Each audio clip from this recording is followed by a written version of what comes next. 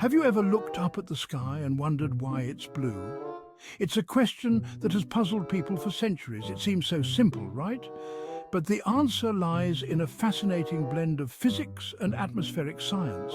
Let's dive in and explore the science behind our blue sky.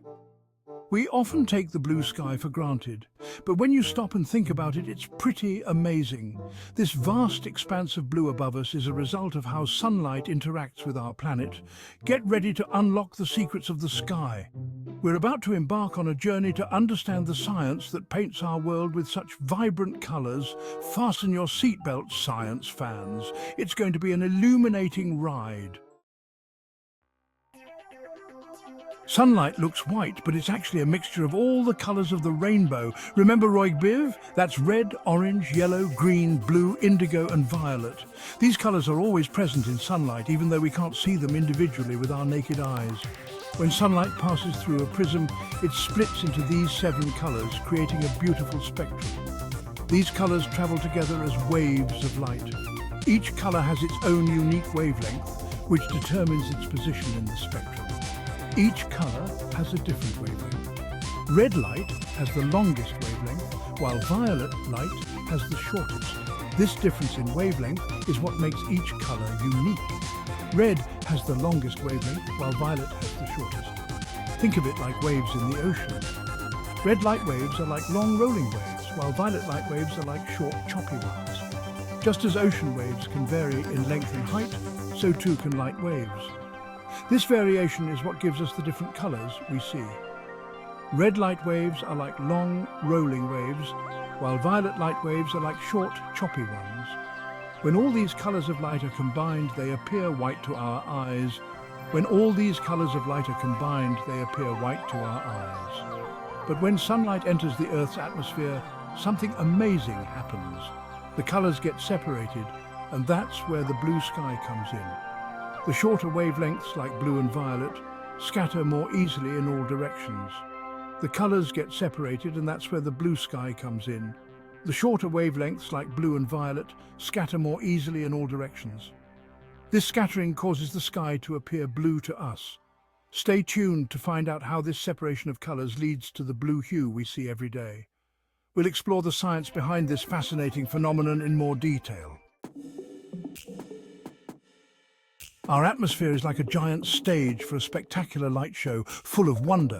It's made up of tiny particles like nitrogen, oxygen, water vapour and dust, all floating around. When sunlight enters the atmosphere, it collides with these particles, creating magic. Think of it like a game of billiards, but in the sky. The light waves are like the billiard balls, and the atmospheric particles are the other balls on the table, ready to scatter. When the light waves hit the particles, they bounce off in different directions, creating a spectacle. This bouncing off is called scattering, a fascinating process, and it's the key to understanding why the sky is blue, especially during the day. But not all colours of light scatter the same way, which is quite interesting. Get ready to meet the star of our show, Rayleigh scattering, the main act. Section 4. Rayleigh scattering, the blue light champion. Rayleigh scattering is a special type of scattering that explains why we see a blue sky. This phenomenon is named after the British scientist Lord Rayleigh, who first described it in the 19th century. It turns out that blue light is scattered more strongly by the tiny particles in the atmosphere than other colours.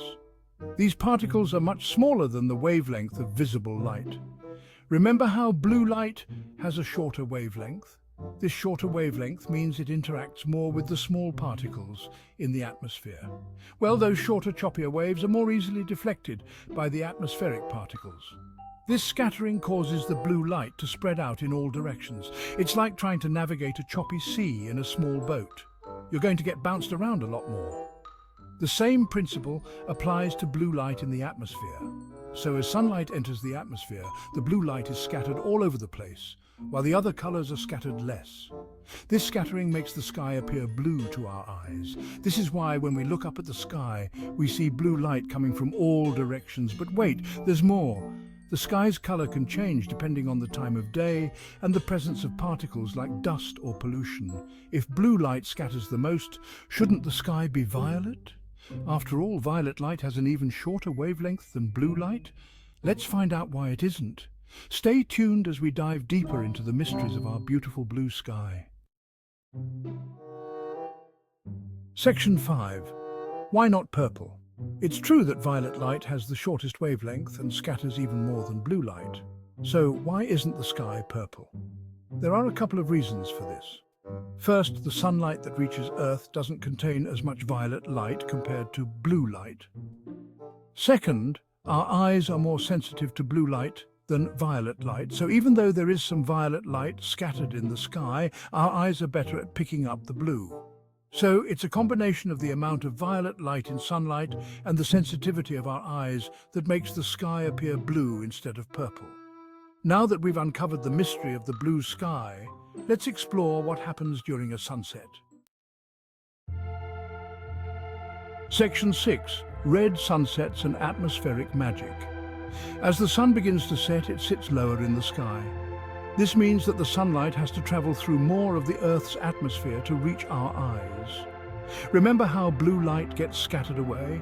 Well, when the sunlight has to travel through more atmosphere, even more of the blue and green light gets scattered away. This leaves the longer wavelengths like red, orange and yellow. That's why we see those beautiful red, orange and yellow colors during sunrise and sunset. The atmosphere acts like a giant filter, removing the shorter wavelengths and allowing the longer wavelengths to reach our eyes. Now, let's take our curiosity beyond Earth and explore the colors of skies on other planets. Section 7. Colorful skies beyond Earth. Our blue sky is unique to Earth because of our atmosphere's composition. The specific mix of gases, primarily nitrogen and oxygen, scatters sunlight in a way that makes the sky appear blue to our eyes. Other planets have different atmospheres, which means they have different colored skies.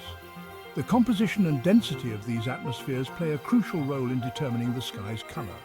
For example, Mars has a very thin atmosphere, and its sky appears a butterscotch yellow-brown during the day. This is due to the fine dust particles in the Martian atmosphere that scatter sunlight differently than Earth's atmosphere. Venus, on the other hand, has a thick atmosphere composed mainly of carbon dioxide, with clouds of sulfuric acid. This dense atmosphere causes its sky to appear yellowish and opaque, creating a very different visual experience.